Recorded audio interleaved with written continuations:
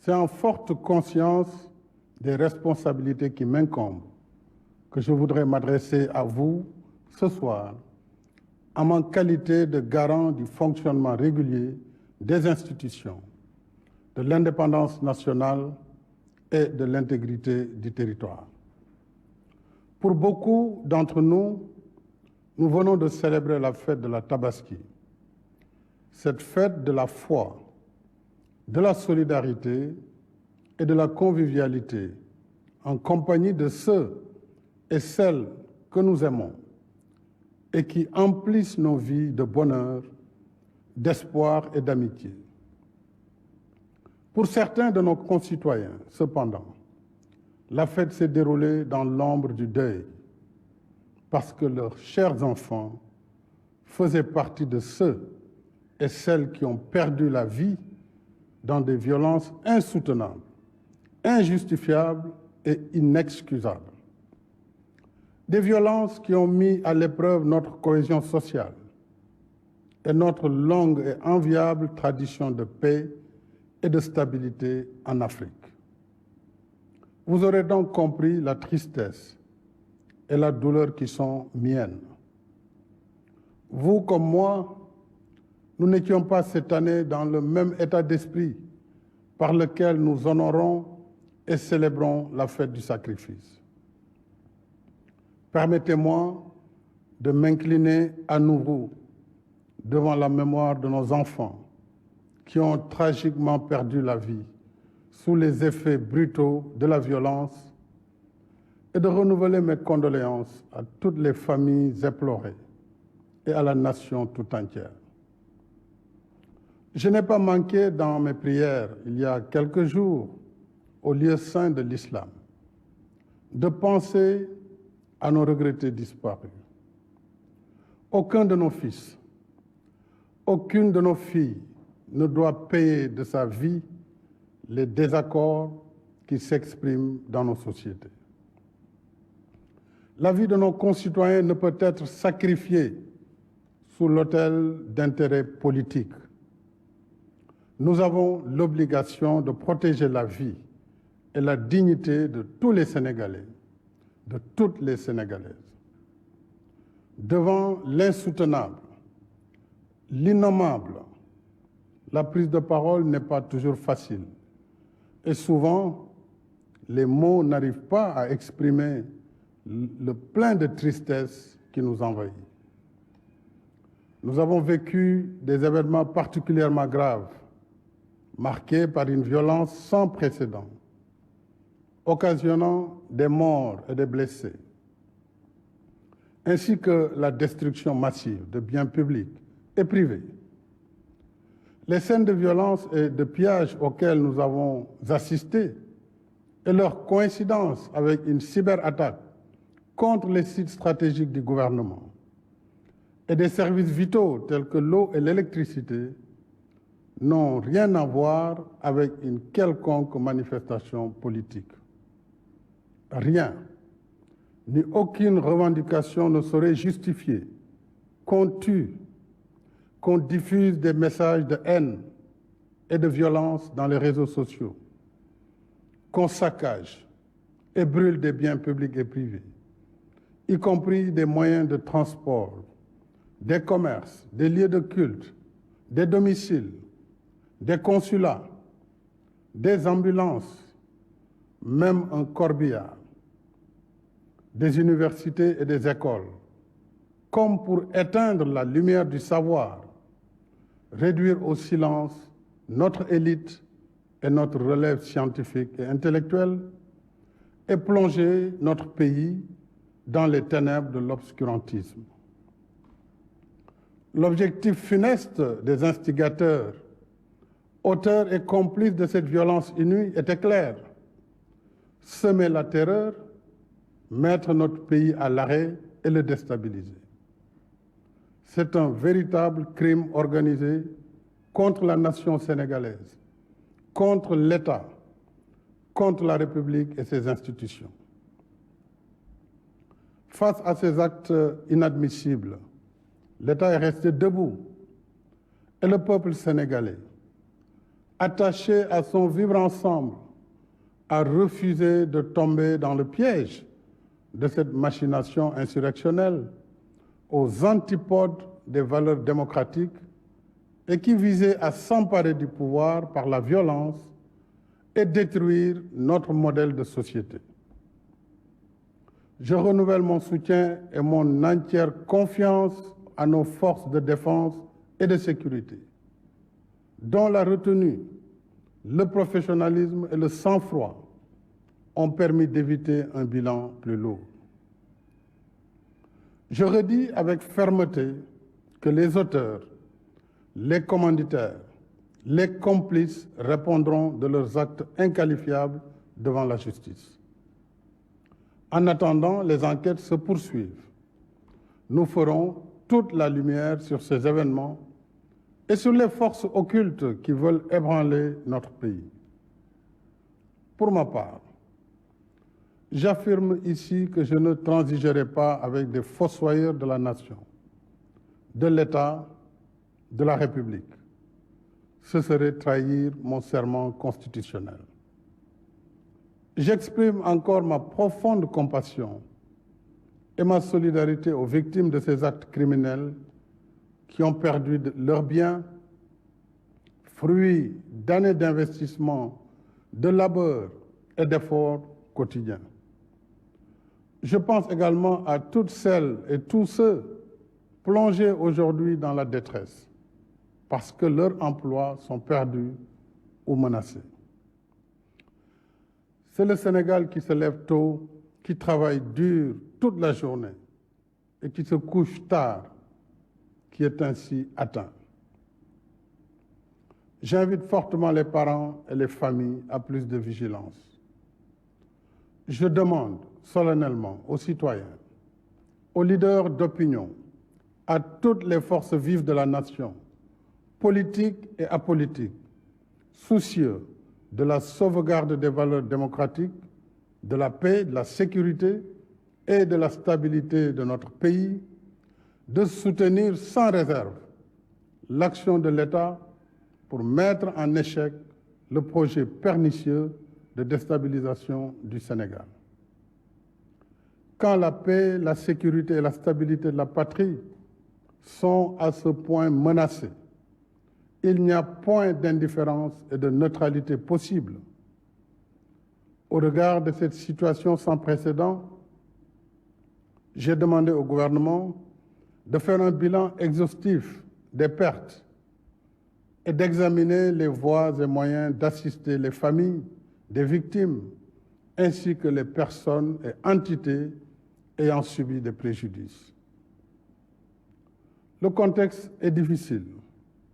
Les inquiétudes, les angoisses sont là. Mais je sais que le peuple sénégalais a les ressources spirituelles, culturelles, traditionnelles, sociales, pour transformer ces moments d'épreuve en une chance pour la paix.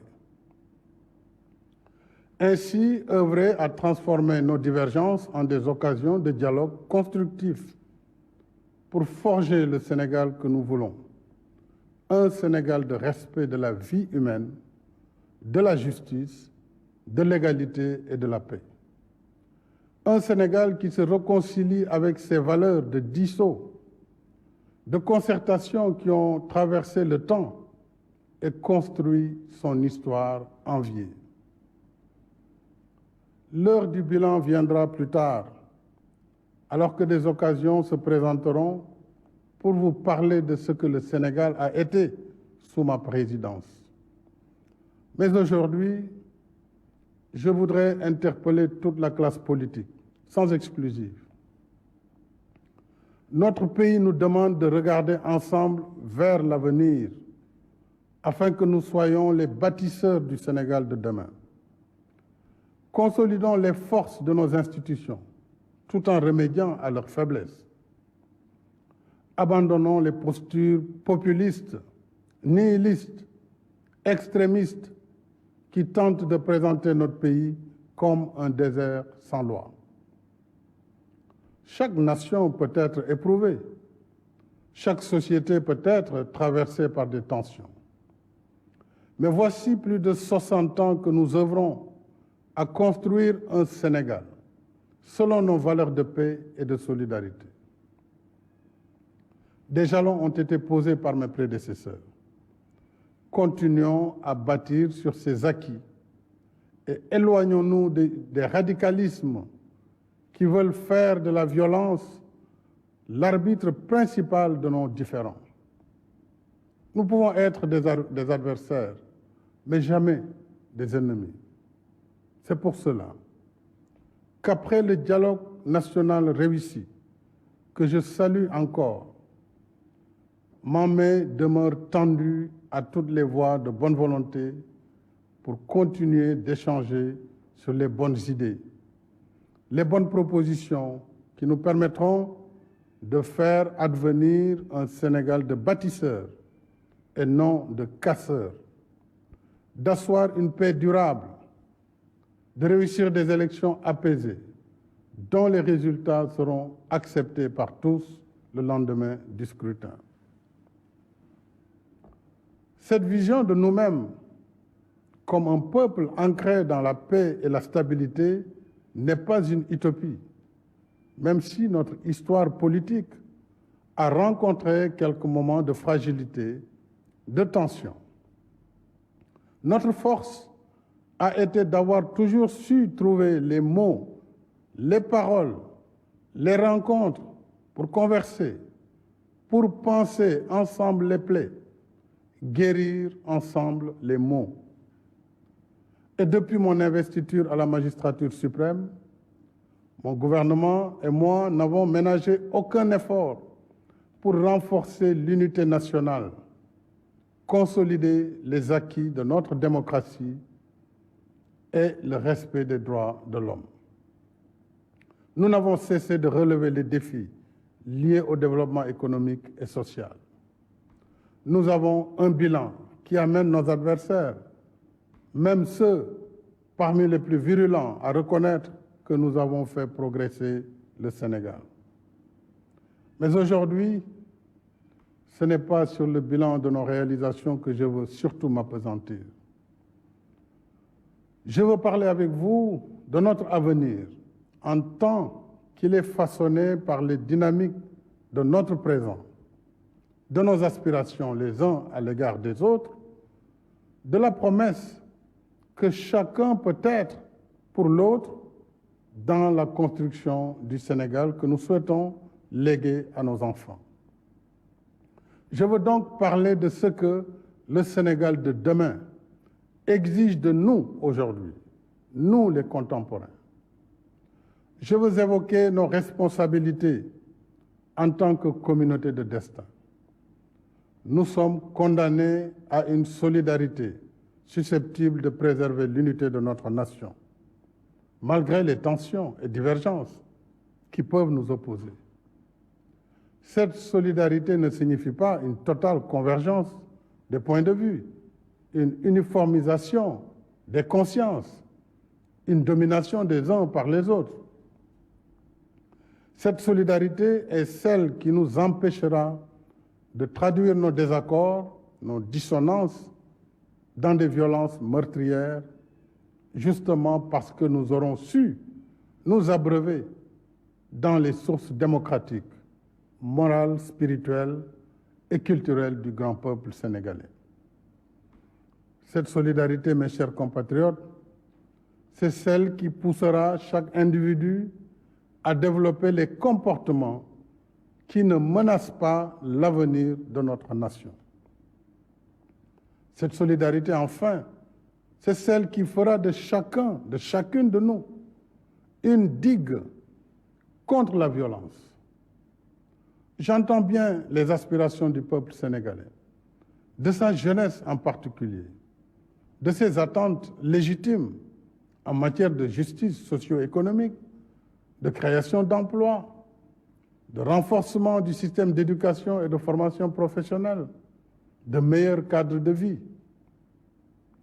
Je comprends la volonté de notre jeunesse de vouloir vivre une vie qui vaut la peine d'être vécue, ici au Sénégal, et non ailleurs.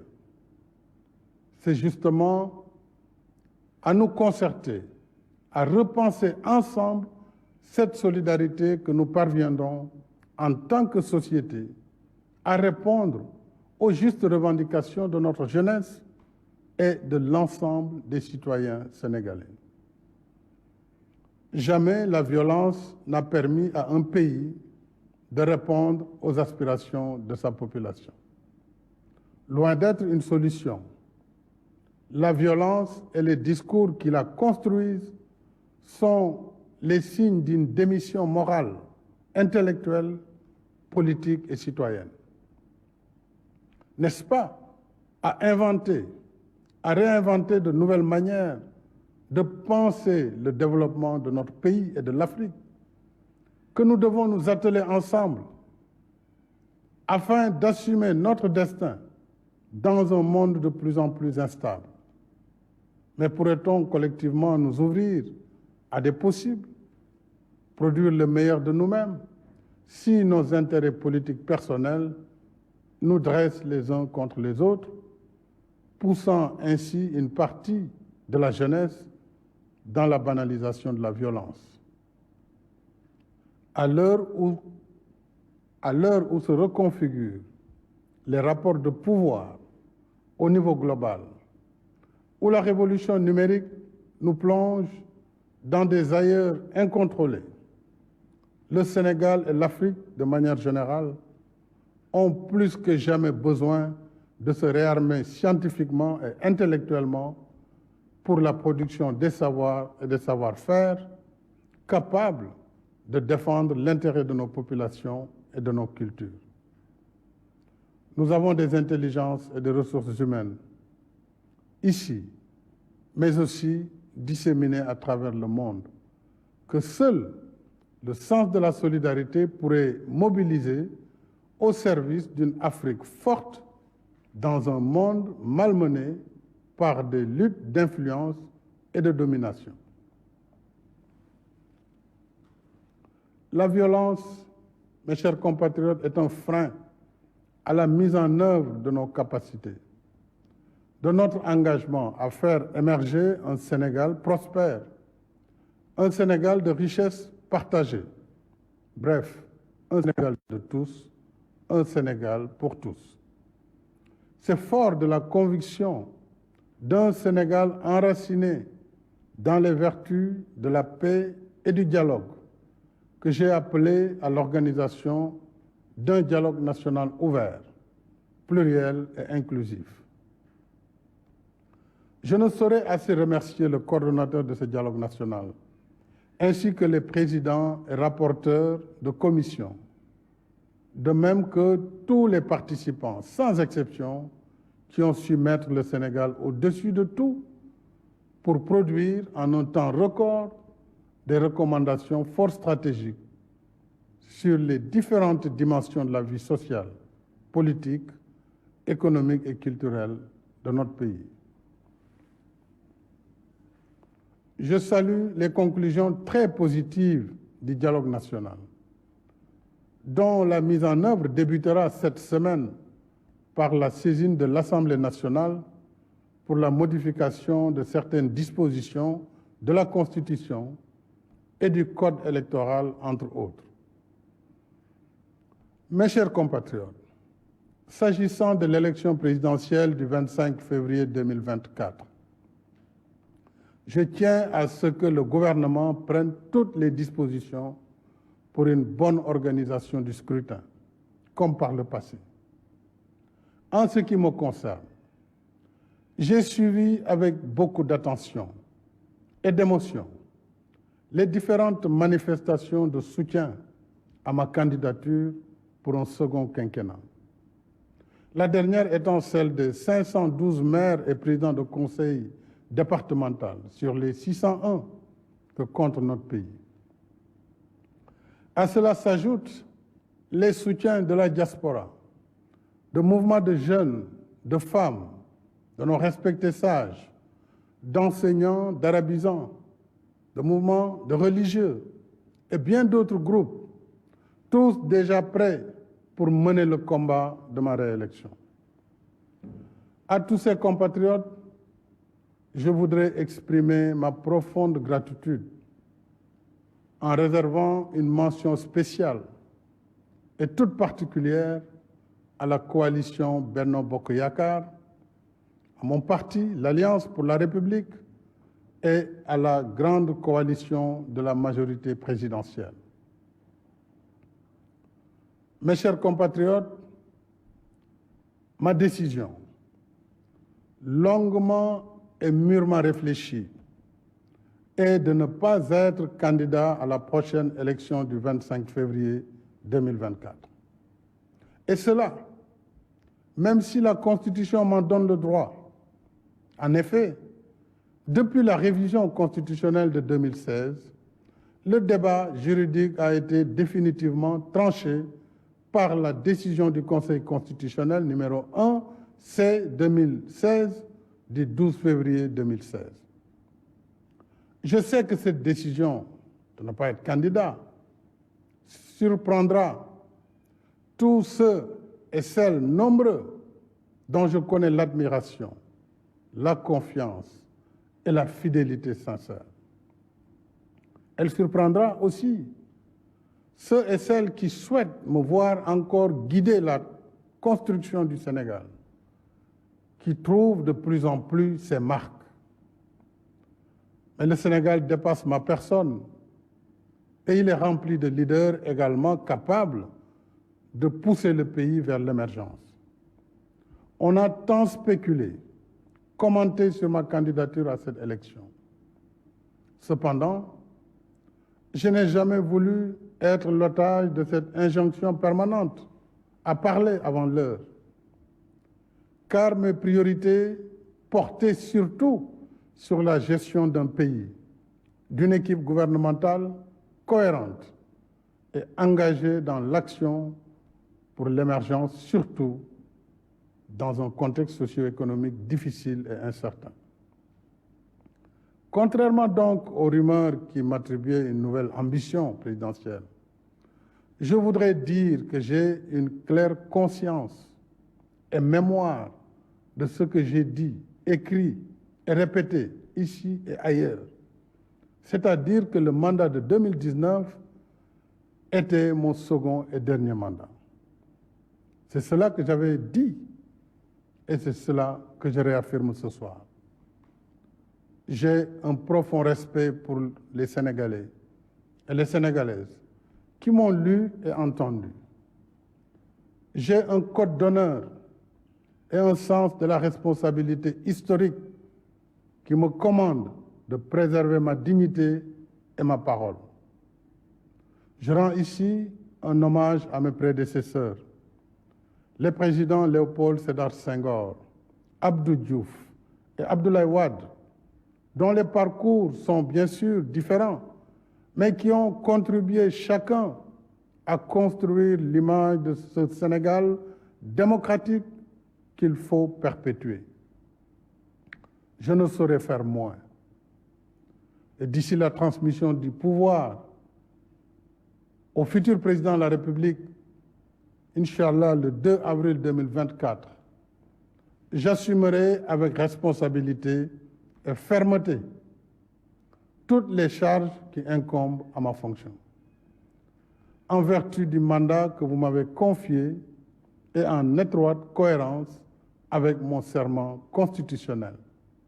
Je continuerai de consacrer toutes mes forces à défendre sans faille les institutions constitutionnelles de la République, le respect des décisions de justice, l'intégrité du territoire, la protection des personnes et des biens. Je resterai à vos côtés, à votre écoute et au service de la République et de la nation. Nous avons des réalisations indéniables et un potentiel incroyable. Mais soyons vigilants et conscients des difficultés, des obstacles qui sont réels et de l'activisme des ennemis de l'intérieur et de l'extérieur. L'enjeu essentiel pour moi, c'est que notre cher Sénégal, ce pays que j'ai à cœur, que vous avez à cœur, garde le cap vers l'émergence, dans la voie de l'action, de la paix, de la stabilité, du respect du droit, de l'ordre public, dans l'unité nationale et la cohésion sociale.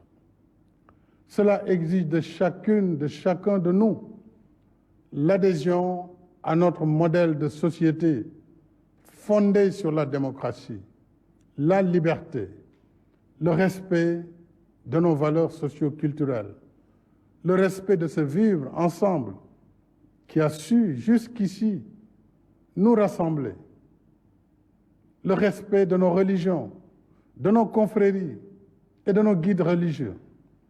En somme, le respect de notre identité collective sénégalaise, qui est ancrage dans le socle socio-culturel sénégalais et africain, mais aussi ouverture dans la modernité. C'est seulement ainsi que nous pourrons poursuivre ensemble, épaule contre épaule, notre élan commun vers notre destin commun, fidèle à notre devise nationale. Un peuple, un but, une foi.